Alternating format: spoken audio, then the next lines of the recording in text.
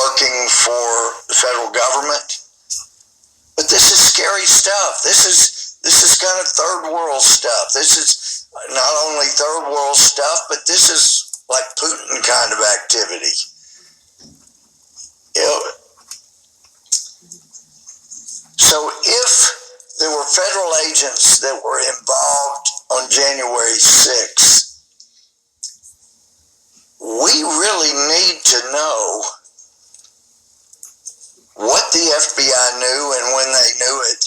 And not only that, we need to know how much participation did any of our federal friends, either at DOJ, FBI, or any of the intel community, what kind of role were they playing?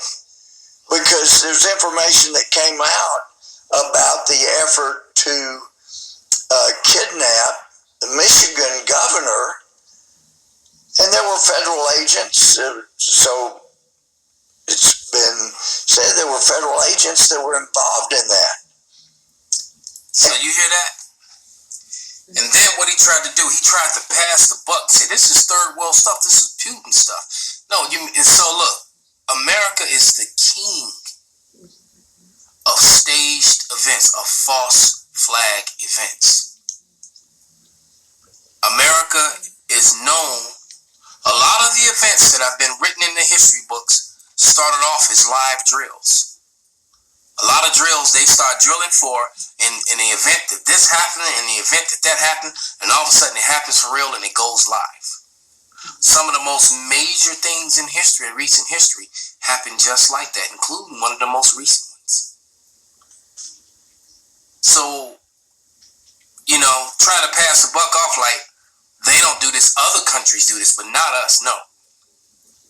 America set the standard for fabricated events, and basically, and then these events get put into the history book, and it's all a bunch of lies. But this is book of Luke, the 11th chapter and the 17th verse, and it reads, "But he, knowing their thoughts, said unto them, Every kingdom divided against itself is brought to desolation, and a house divided against a house falleth.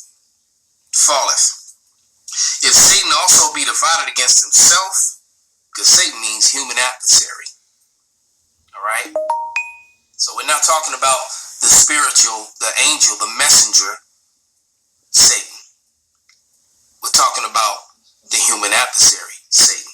Because just as who the world ignorantly calls Christ has counterparts here on earth who are the children of God, the Israelites, the sons of Israel.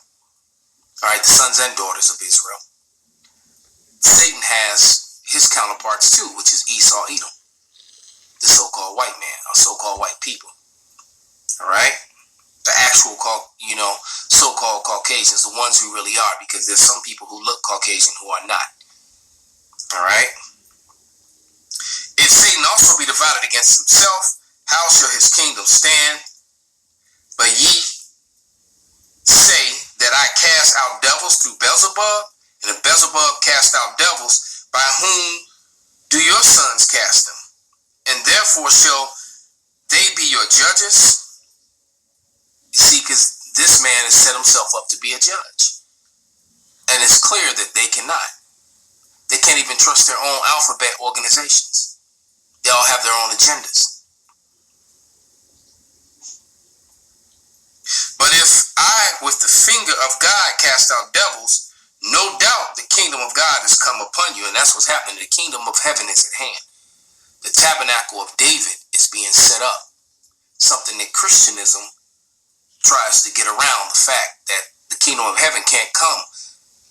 And it cannot and will not come without the throne of David being established. And who's going to sit on the throne of David? Yahushua is going to, or who's going to set up the throne of David? Yahushua. All right? Because Peter is going to sit on that throne. You know, Peter is David, if you understand the scriptures. But it's going to be set up, but the kingdom of David is going to be established through Yahushua. All right? Who the world ignorantly calls Jesus Christ.